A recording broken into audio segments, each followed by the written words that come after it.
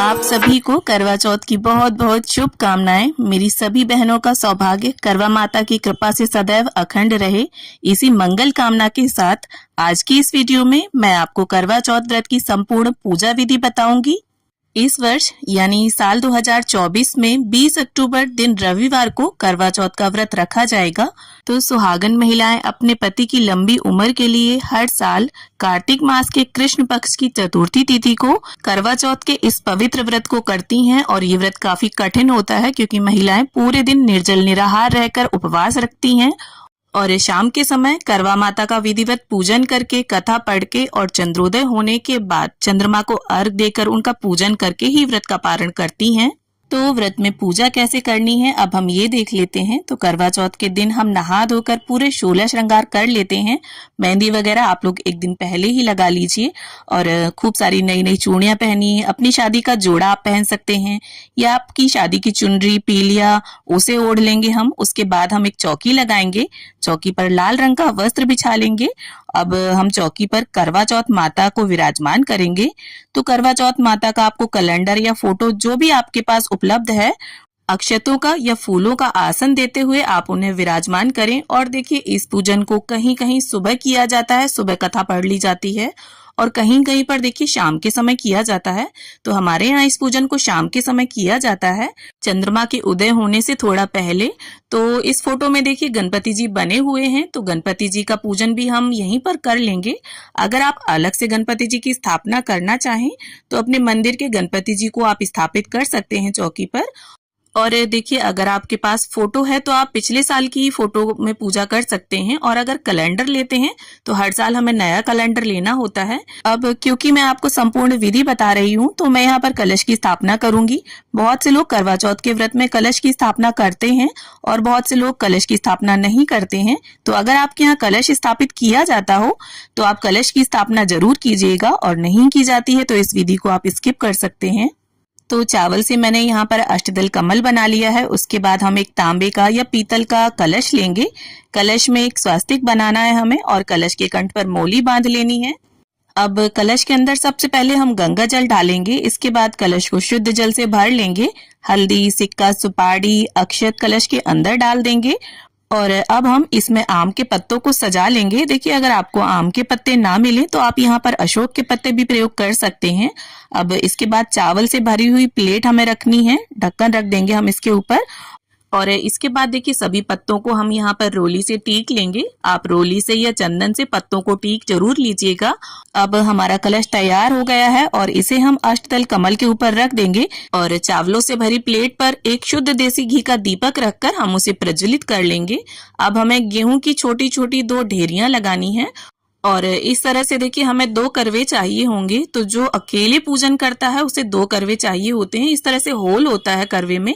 तो यहाँ सजे हुए करवे लिए हैं मैंने, आप सिंपल करवे भी ले सकते हैं या बहुत सी जगह पर देखिए एक पीतल का और एक मिट्टी का करवा लिया जाता है। तो जैसे भी आपके यहाँ करवे लिए जाते हो आप उस तरह से करवों को रख लें। और एक करवे में हमारे यहाँ ड्राई फ्रूट्स और मिठाई भरी जाती है। तो यहाँ पर मैं ड्राई फ्रूट्स, बताशे और मिठाई को भर लूंगी और एक करवे में हमारे यहाँ जल भरा जाता है। तो इस तरह से देखिए 2 करवों को तैयार किया जाता है और जो जल वाला करवा होता है वो हमारा होता है और जो मिठाई वाला, ड्राई फ्रूट्स वाला करवा होता है वो पार्वती माता के नाम का होता है। तो अगर आप अकेले होंगे तो देखिए पार्वती माता से आप करवा को बदलेंगे, करवे को फेरेंगे। तो देखिए जो जल वाला करवा है उसमें हमें कॉटन लगा लेनी है और बहुत सी जगह सींक लगा ली जाती है, सींकें आती हैं वो लगाई जाती हैं। और इस जल वाले करवे से हमें चंद्रमा को अर्घ देना होता है। तो इसमें मैंने चांदी का सिक्का डाल लिया है, आप चाहें तो इसमें छल्ला भी डाल सकते हैं चांदी का। अब इन करवों को हम ढक्कन से बंद कर देंगे और गेहूं की ढेरी के ऊपर करवों को स्थापित कर लेंगे। तो इस तरह से हमारे दोनों करवे तैयार हो गए हैं। अब गंगा जल और फूल की सहायता से सभी को हम छींटा दे देंगे स्नान की भावना से और वस्त्र की भावना से। यहाँ पर देखिए हम सभी को कलावा अर्पित कर देंगे। करवा माता को यहाँ पर लाल रंग की चुनरी मैं समर्पित कर दूंगी। तो नवरात्रि में जो चुनरी आती है ना, हम वही ले लेंगे और करवा माता को इस तरह से उड़ा देंगे।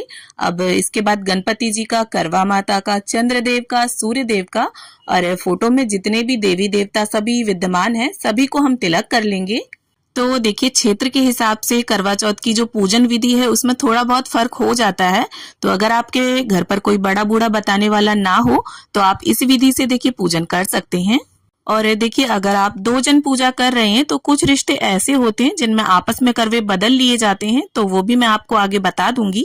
और ऐसे में देखिए अगर 2 लोग पूजा कर रहे हैं तो आपको एक ही करवा अपना तैयार करना होगा, 2 नहीं करने होंगे।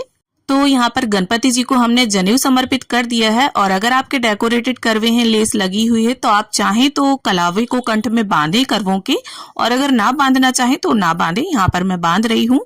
और इसके बाद करवों को भी हम टीक लेंगे और जो दीप कलश हमने तैयार किया है तो दीपक का भी हम पूजन कर लेंगे। और गणपति जी को यहाँ पर गुड़हल का पुष्प, धूप घास हमने अर्पित कर दी है। और इसके बाद देखिए जो भी पुष्प हो आपके पास आप वो सभी को समर्पित करें। और अगर पुष्प ना हो तो बिना पुष्पों के भी देखिए पूजन किया जा सकता है।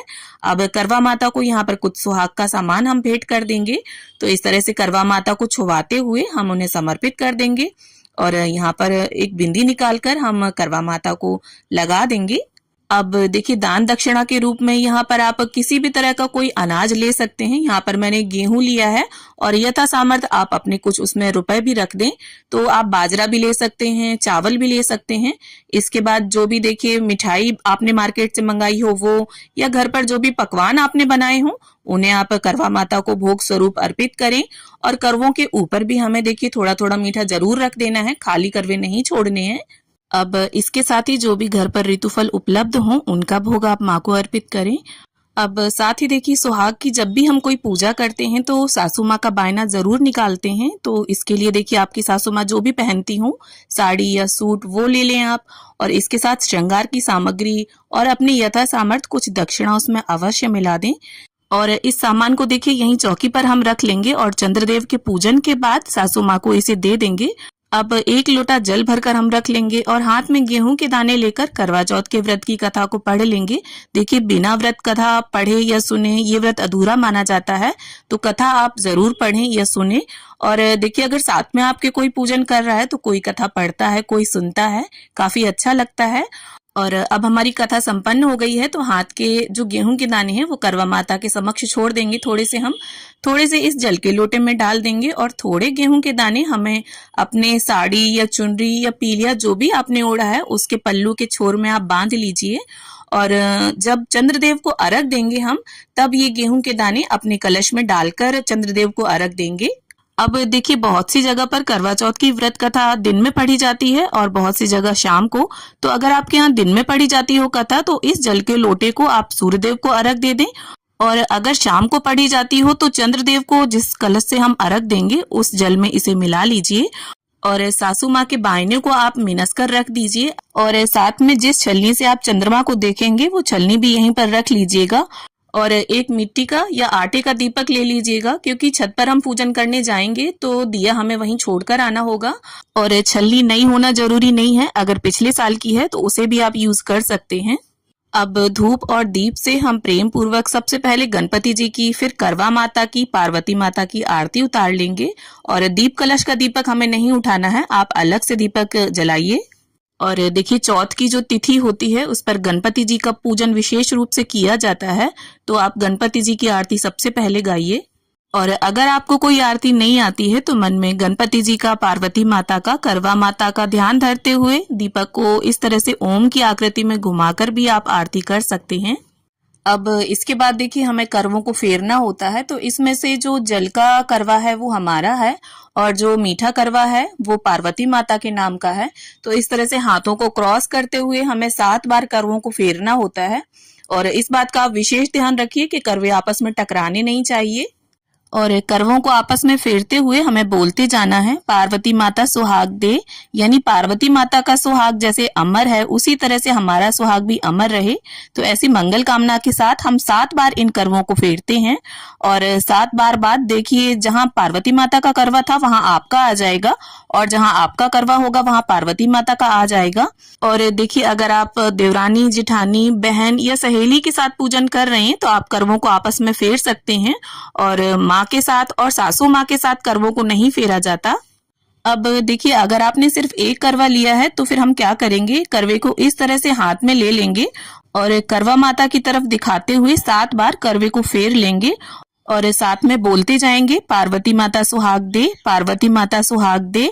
और देखिए हर जगह करवा नहीं फेरा जाता है, किसी किसी के यहाँ फेरते हैं और किसी किसी के यहाँ नहीं फेरते। और देखिए जब हम चंद्रदेव का पूजन कर लेंगे, अर्घ वगैरह दे लेंगे, तब हमें देखिए सुहाग जरूर लेना है करवा माता से। तो इस तरह से अपने साड़ी के पल्लू में आप अपनी शादी का सिंदूरा रखकर 5 या 7 बार सबसे पहले तो करवा माता को इसे अर्पित करें और जितनी बार भी आप उन्हें सिंदूर लगाएंगी उतनी ही बार आपको इसे उनसे लेना है और अपनी मांग में सजा लेना है। और इसके बाद पार्वती माता से और करवा चौथ माता से अपने पति की लंबी उम्र की कामना कर लेंगे। तो इस पूजन के बाद देखिए हमें चंद्र पूजन करना है, चंद्रमा को अर्घ देना है। इसके बाद पति पूजन करके और सासू माँ को बायना देकर हम व्रत का पारण करेंगे। और अगर आप अपनी सासू माँ से दूर रहती हैं तो इसे मिनस कर रख दीजिएगा और जब भी आप उनसे मिले उन्हें दे दीजिएगा। और जो सुहाग का सामान हमने समर्पित किया है उसे आप अपनी नंद, जेठानी या पंडिताइन को दे सकते हैं। और इसी में से 1-2 चीजें सुहाग की आप अपने लिए प्रसाद स्वरूप रख लें। और देखिए अगर आपके साथ आपके बड़े बुजुर्ग रहते हैं तो बहुत अच्छी बात है, सभी के चरण स्पर्श करें और अपने से बड़ों का आशीर्वाद लें। तो फ्रेंड्स, करवा चौथ व्रत की ये पूजा विधि आपको कैसी लगी कमेंट करके जरूर बताना। और अगर आपको ये वीडियो थोड़ी भी यूजफुल लगी हो, थोड़ी भी पसंद आई हो तो प्लीज वीडियो को लाइक करना और मेरे साथ जुड़े रहने के लिए, इसी तरह के वीडियोस देखने के लिए मेरे चैनल को सब्सक्राइब जरूर कर लेना। करवा चौथ माता की कृपा आप सभी पर सदैव बनी रहे, इसी कामना के साथ फिर मिलते हैं किसी और वीडियो में। तब तक के लिए हरे कृष्णा, राधे राधे।